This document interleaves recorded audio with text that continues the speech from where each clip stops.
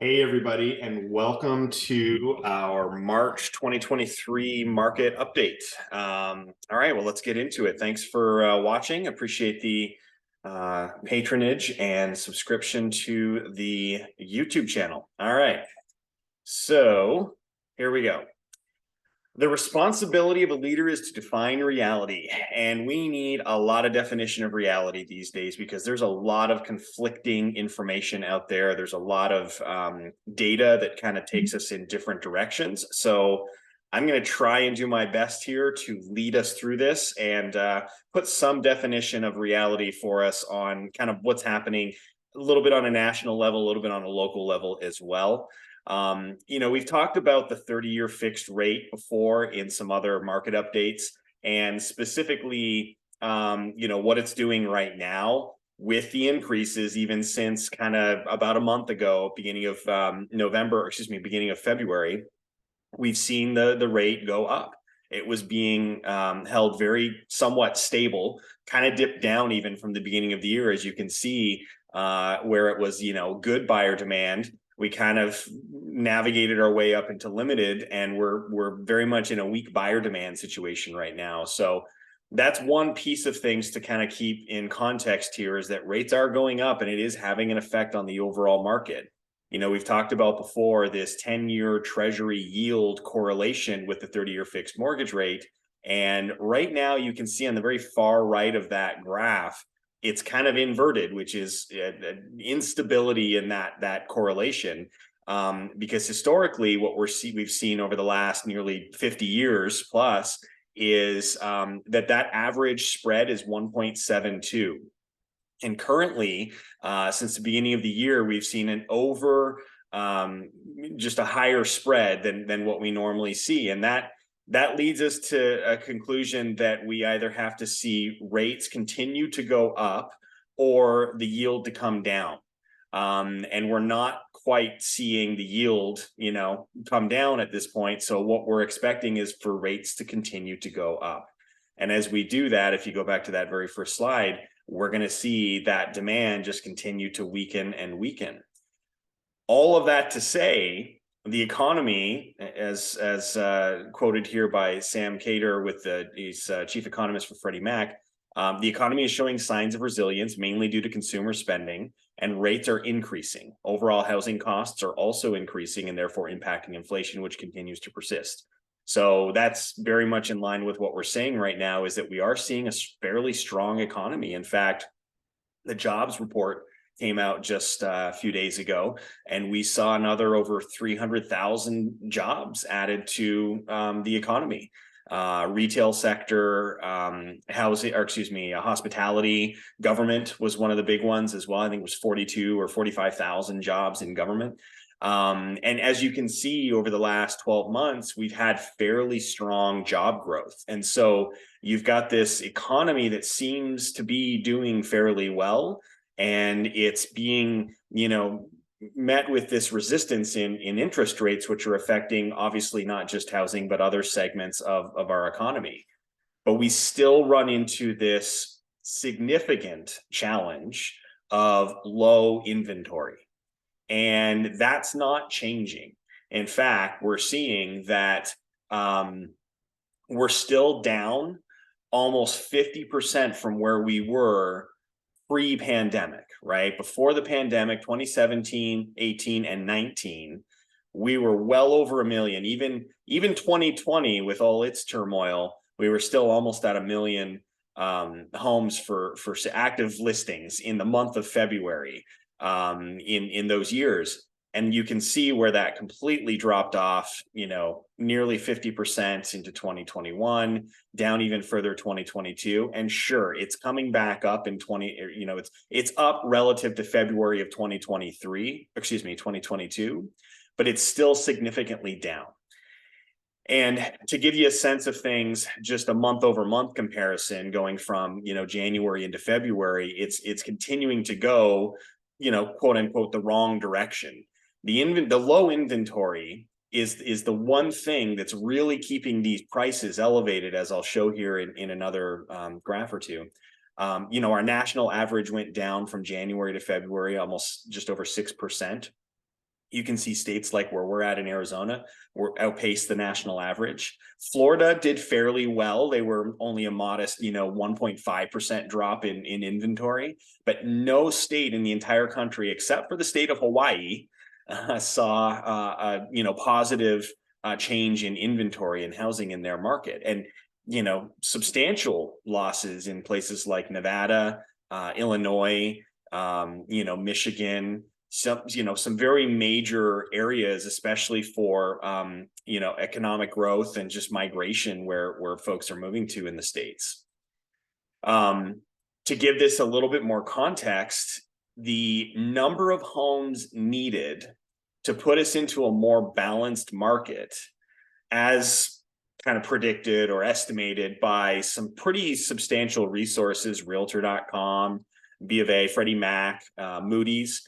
Moody's had the lowest, projection or estimate of what we need to really put us back into a balanced market at 1.6 million homes. Realtor.com was a little bit on the far end of the spectrum at 5.24 million homes. But the point is that we need millions of homes, not just a few 100,000, and this is obviously spread across the nation. But in markets like Phoenix, the number that kind of gets thrown around here for us is 900,000 homes.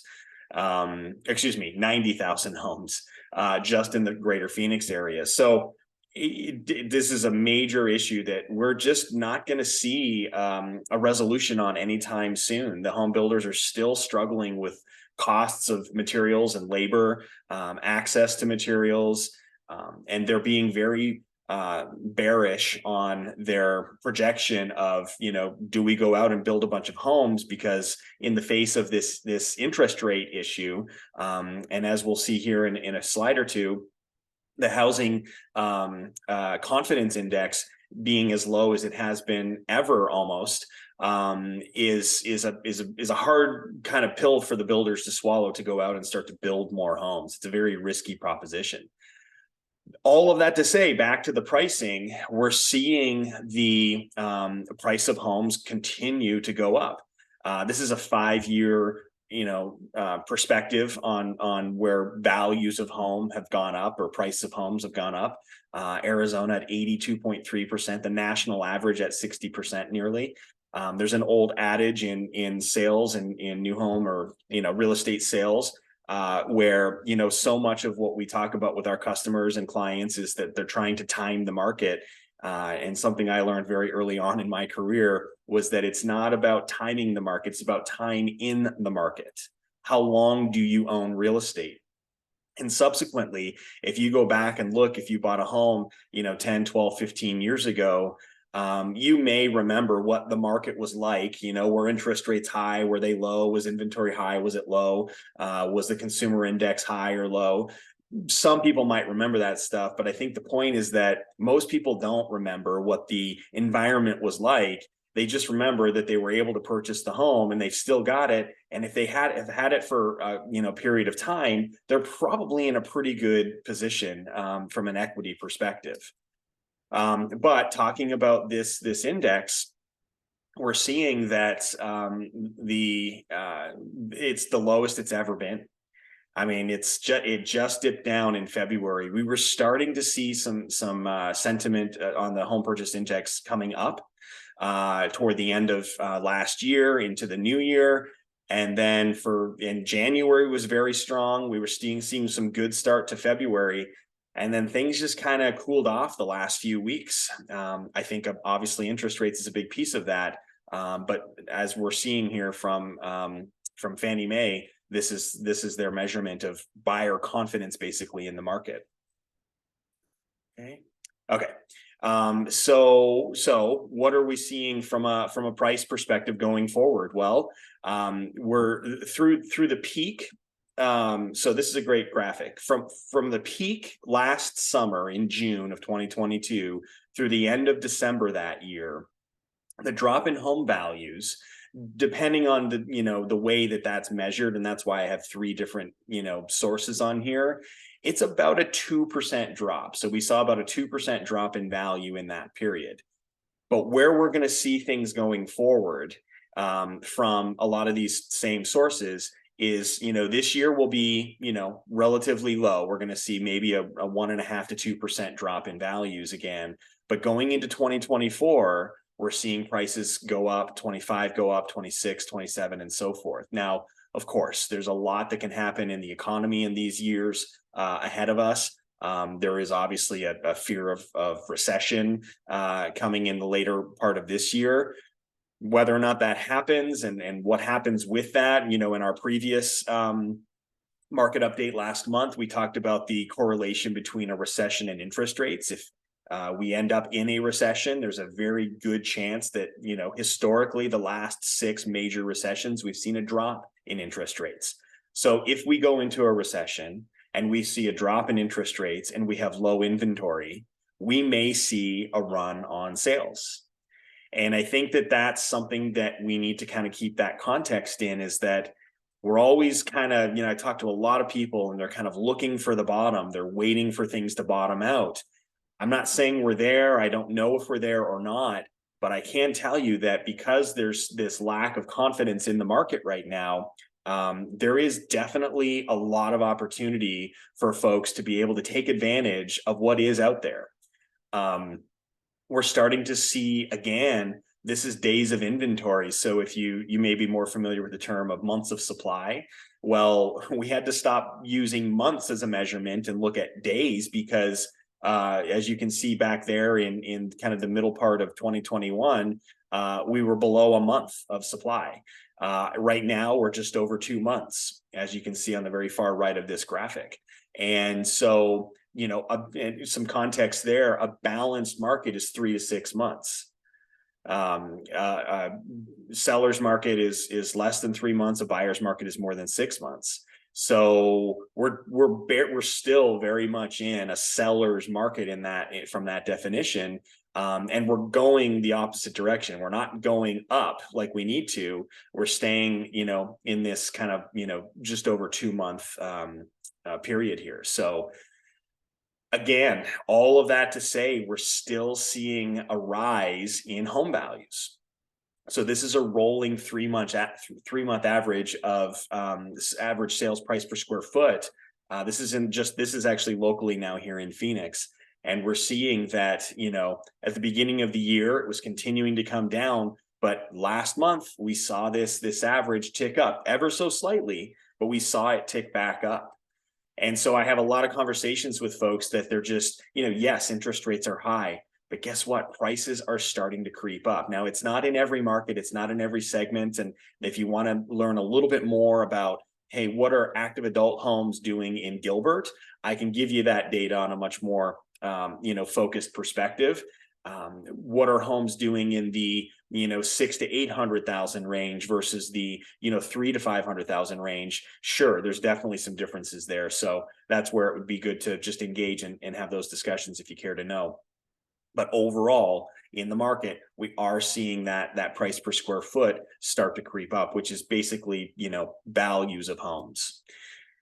So this was a pretty quick update. I just kind of want to cap it off here with, I love Dave Ramsey.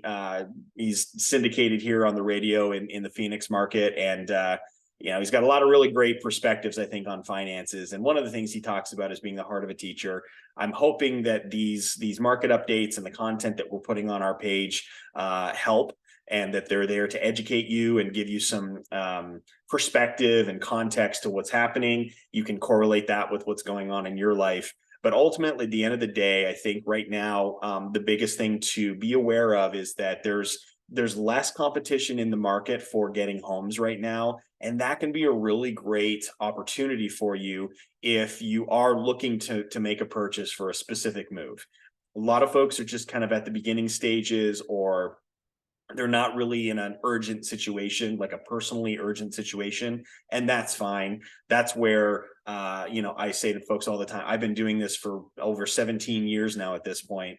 Very understanding of the process, especially with the active adults that take generally, a little bit longer time to make a purchase. So I'm not a 30, 60-day transaction type realtor. I can certainly help with those situations, but I've got a lot more perspective and patience to be able to kind of work through all that. So take advantage of the market today if you want to.